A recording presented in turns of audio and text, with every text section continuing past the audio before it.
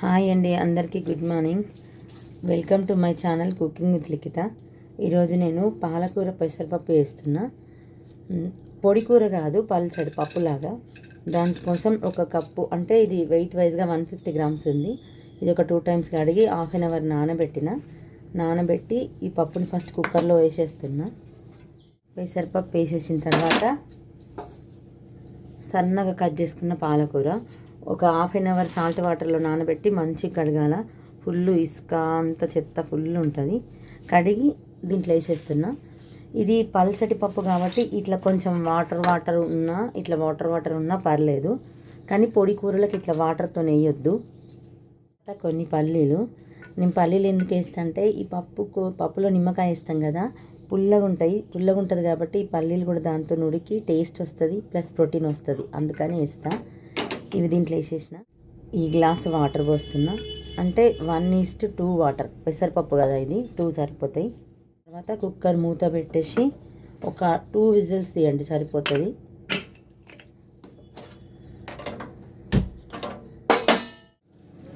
అది విజిల్ వచ్చే వరకు ఇది తాల్పేసేసుకుందాం. దాంట్లో కావాల్సినంత ఒక గిన్నె పెట్టుకొని ఆయిల్ 2-3 స్పూన్స్ అట్లా, అంటే ఈ స్పూన్ నాది ఇంత ఉంటుంది స్పూను, ఒక 3 సరిపోతాయి. చూడండి ఎంత కొంచెమే ఉంది ఆయిల్. దీనికి కొంచెం ఆయిల్ అయినా సరిపోతుంది కాబట్టి కొంచెం వేసిన. ఆయిల్ కాగింది. ఇక నా డబ్బా చూడండి, ఒకసారి చూపిస్తున్నా. మా కళ్యాణ్ అంటాడు, ఈ డబ్బా చూపెట్టు మమ్మీ, వీడియోలో బాగుంటుంది అంటాడు, అందుకే చూపిస్తా. నెక్స్ట్ ఆవాలు, జీలకర్ర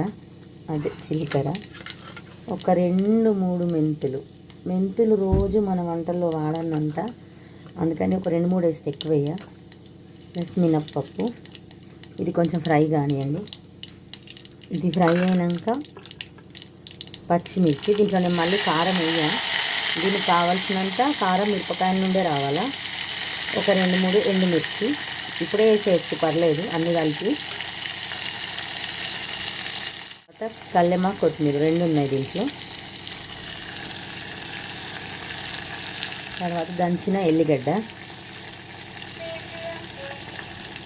ఇది మంచిగా ఫ్రై కావాలా. అప్పటి వరకు ఇటు సైడ్ విజిల్ కూడా వస్తుంది. అది అటు సైడ్ పెట్టేసిన టైం అయిపోతుంది మళ్ళీ అని. ఒక విజిల్ వచ్చింది కూడా. ఇది మంచిగా ఫ్రై కావాలా, అంటే మిరపకాయలు మొత్తం ఫ్రై కావాలా.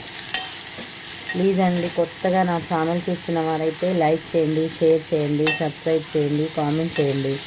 పాత వాళ్ళేమో లైక్ చేయండి, షేర్ చేయండి, సబ్స్క్రైబ్ చేయండి. ఏమైనా వంటలు కావాలన్నా, ఏమైనా మంచి చెడు చెప్పినా కామెంట్ పెట్టండి. మర్చిపోకండి, ఫుల్ వీడియో అయితే మొత్తం చూడండి, స్కిప్ చేయకుండా, ఎందుకంటే ఏదో ఒక టిప్ గుర్తుకొస్తే చెప్తా ఉంటా. Thank you. అందరూ ఖచ్చితంగా సబ్స్క్రైబ్ చేసుకోండి ప్లీజ్. ఇవి ఫ్రై అవుతున్నాయి. ఇవి 2 విజిల్స్ కూడా వచ్చేసినాయి. ఇది ఆఫ్ చేసేస్తున్న కుక్కర్. ఇంకా కొంచెం ఫ్రై అవ్వాలి. ఇది ఉడికిందేమో చూద్దాం. ఉడికిపోయింది ఇది. ఇప్పుడు దీంట్లో పసుపు, ఉప్పు మిరపకాయలలో వేయలేను నేను, మొత్తం పప్పుకు కావాల్సిన ఉప్పు అంతా ఇప్పుడే వేసేసేయాలి. ఉప్పు చూసుకొని వేయండి. ఇది ఒకసారి మంచి కలిపేస్తున్నా. మనది గట్టి, అంటే ముద్దపప్పు అంటే నా మీనింగ్ ఏంటంటే పల్చటి పప్పే, అంటే ఈ పలుకు మొత్తం ఇరిగిపోవాలి, పర్లేదు. కాబట్టి ఇట్లా పప్పు గుత్తుతోని కానీ స్పూన్తోని కానీ అనేయండి. ఇట్లా ఉంది చూడండి. ఇంకొంచెం వాటర్ పోస్తా. ఇప్పుడు ఈ తాలింపు అంతా దీంట్లో వేసేయండి. వేసి ఒకసారి మంచి కలపాలా. ఇవన్నీ మిరపకాయలకు ఆయిల్ ఇవన్నీ ఉంటుంది కదా, ఇదంతా దీనికి పట్టేటట్టు కలపాలా. ఇదే గిన్నెలో నీళ్ళు పోసి వాటర్ పోసేస్తున్నా, ఆయిల్ అంతా వచ్చేస్తుందని. ఎందుకంటే మనం మళ్ళీ కొంచెం ఉడకబెడతాం కదా, ఇంకా గట్టిగా అయిపోతుంది కాబట్టి ఇప్పుడు కొంచెం వాటర్, అంటే మీకు ఎంత చిక్కగా ఉండాలో చూసుకోండి. నాకైతే మరీ గట్టిగా వద్దు, వాటర్ కూడా వద్దు, కానీ మరీ గట్టిగా తినబుద్ధి కాదు ఎందుకో ఏమో. కాబట్టి కొంచెం, అంటే ఉడికిన తర్వాత ఇట్లా ఉండాలి పప్పు, కాబట్టి ఇంకా కొన్ని వాటర్ పోస్తా నేను. ఇంకా కొన్ని వాటర్ పోసేస్తున్నా. పోసేసి ఇది మంచి కలపండి.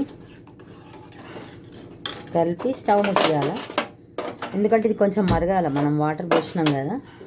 ఇప్పుడు ఈ టైంలో సాల్ట్ చూసుకోండి. మిరపకాయలు సరిపోతాయి, సాల్ట్ ఒకసారి చూసుకోండి. సాల్ట్ చూసుకొని తక్కబడితే ఇప్పుడే వేసేసేయండి, తర్వాత వేస్తే కలవదు. ఇది మొత్తం ఉడికిపోయింది. ఇక స్టవ్ ఆఫ్ చేసేస్తున్నా. స్టవ్ ఆఫ్ చేసిన తర్వాత ఒక నిమ్మకాయ పిండేయండి. మనం దీంట్లో పులుపు కోసం టమాటా అయితే ఇట్లా కూడా వాడం, కానీ పులుపు కోసం చింతపండు వేయలేదు కాబట్టి నిమ్మకాయ వేయాలా. ఇది కూడా స్టవ్ ఆఫ్ చేసిన తర్వాత, లేకపోతే దీంట్లోని విటమిన్ సి మన బాడీ తీసుకోదు, అంటే దీంట్లోంచే పోతుంది ఇక విటమిన్ సి. కాబట్టి స్టవ్ ఆఫ్ చేసిన తర్వాతనే నిమ్మకాయ వేయాలి ఎప్పుడు కూడా, ఏ వంటలో కూడా. తర్వాత ఒకసారి మంచిగా కలిపేయండి. అయిపోయింది నా పాలకూర పప్పు. అటు సైడ్ రైస్ కుక్కర్లో బియ్యం పెట్టేసిన, అన్నం కూడా అయిపోయింది. మా కళ్యాణ్కి బాక్స్ కట్టిస్తే వాడు కాలేజీకి వెళ్ళిపోతాడు. నా వంట అయిపోయినట్టే. ఓకే, బాయ్ అండి.